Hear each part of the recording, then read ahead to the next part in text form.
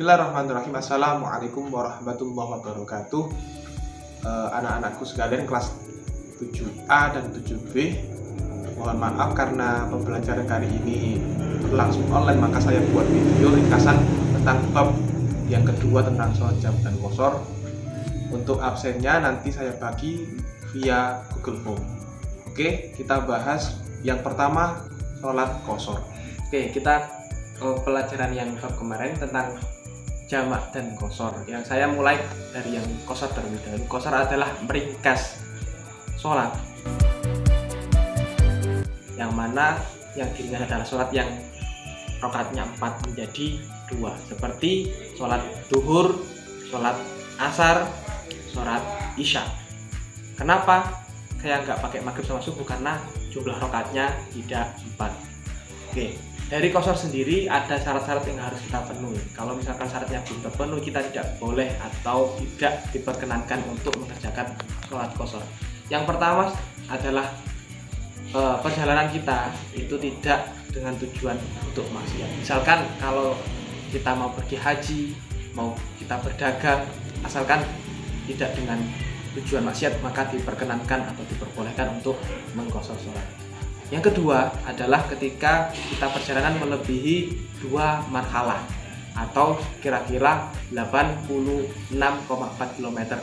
Ada riwayat lain yang mengatakan 90 km, ada yang mengatakan 119 km. Itu minimal jarak yang diperbolehkan untuk mengqashar sholat. Misalkan ketika sampai ke suatu tempat, misalkan ke Palembang dengan jarak melebihi 2 marhalah, meskipun sampai naik pesawat durasinya 2 jam, tetap diperbolehkan untuk mengqashar.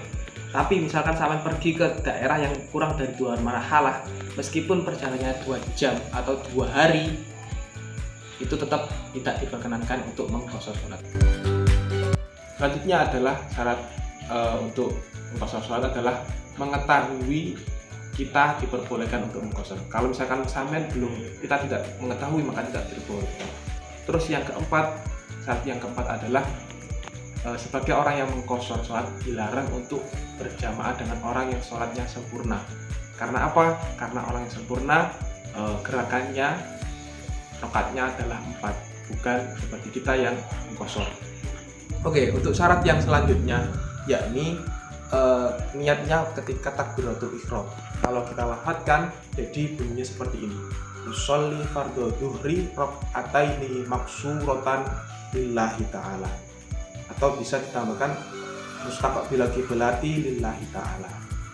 Gitu saja. Terus untuk yang syarat yang selanjutnya, ketika Anda atau sampean ingin mengqashar sholat, harus belum sampai ke tempat tujuan atau masih di perjalanan. Kalau sudah sampai di tempat tujuan atau kira-kira sudah sampai tempat tujuan, maka tidak diperkenankan untuk mengqashar sholat. Terus yang selanjutnya, yakni syarat yang selanjutnya, ketika mengqashar sholat itu tidak boleh sholat yang qadha atau sholat yang hutang, harus sholat yang ada atau sholat yang dikerjakan waktu itu. Sama nggak boleh sholat punya hutang sholat terus sama kerjakan dengan cara qashar. Terus syarat yang terakhir adalah kita mempunyai tujuan yang jelas ketika mengqashar sholat. Misalkan tujuan jelas mau kemana.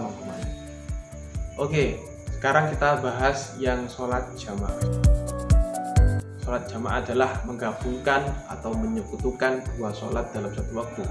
Misalkan duhur sama asar dikerjakan waktu duhur atau dikerjakan waktu asar. Itu pengertian dari sholat jamak. Dan mengenai syarat-syaratnya itu sama seperti sholat qashar. Namun jika sholat jamak, ketika Anda melakukan sholat jamak, sampai mau melaksanakan sholat jamak dalam keadaan darurat atau darurat, misalkan di tempat sampean ada bencana alam, angin topan, atau misalkan hujan lebat yang menghambat sampean untuk sholat langsung, itu diperkenankan untuk menjamak sholat, asalkan tidak menjadikan terbiasa.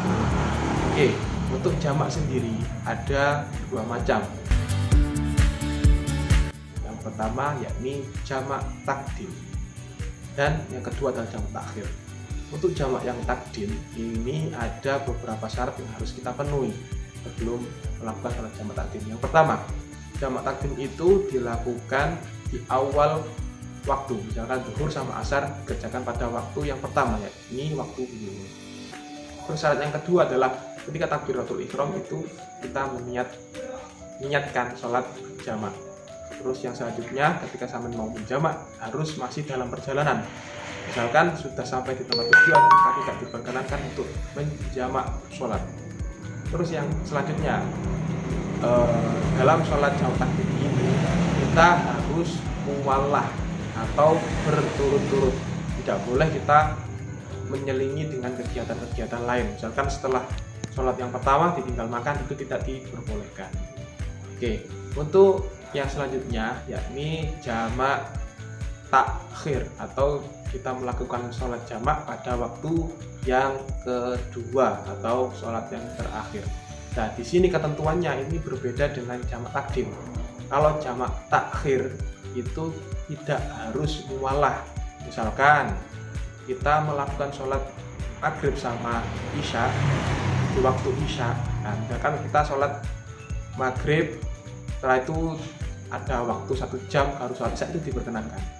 Terus yang selanjutnya, saat yang selanjutnya adalah sholat jamak takhir, itu kita boleh tidak harus urut. Misalkan jamak takhir waktu isya, kita nggak harus sholat maghrib dulu baru isya, kita boleh isya dulu baru maghrib. Untuk niat dari sholat jamak baik takdim maupun takhir itu bermacam-macam. Kalau misalkan dilafadzkan atau kita samakan aja, kalau jamak takdim itu sholli fardhu dhuhri arba'a raka'atin mustaqbilal qiblati majmu'an bil asri jam'a takdimin lillahi ta'ala. Misalkan kalau jamak takhir niatnya gini, sholli fardhu dhuhri arba'a raka'atin mustaqbilal qiblati majmu'an bil asri jam'a takhirin lillahi ta'ala. Untuk selanjutnya dari jamak dan qashar itu kita boleh untuk menggabungkan di satu waktu, yakni jamak dan qashar. Sholat yang boleh dijamak qashar hanya ada 3, yakni sholat duhur, asar, dan isya. Maghrib tidak bisa dikerjakan karena nggak bisa untuk mengqasharnya, maka yang bisa dijamak qashar sekaligus hanya ada 3 sholat. Kalau diniatkan gini, usolli fardhu dhuhri rakaataini majmu'an bil asri qashron lillahi ta'ala. Cukup sekian penjelasan dari saya, kurang lebihnya mohon maaf. Tetap semangat dan jaga kesehatan. Wal afwa minkum. Wassalamualaikum warahmatullahi wabarakatuh.